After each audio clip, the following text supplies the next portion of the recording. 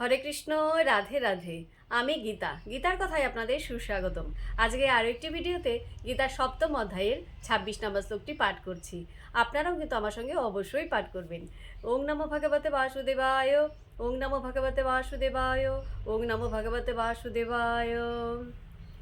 বেদ অহং সমতিতানি বর্তমানানি চ অর্জুন ভবিষ্যানি চ ভূতানি মাম তু বেদ ন কশ্চন। অনুবাদ: হে অর্জুন, পরমেশ্বর ভগবান রূপে আমি অতীত, বর্তমান ও ভবিষ্যৎ সম্বন্ধে সম্পূর্ণরূপে অবগত।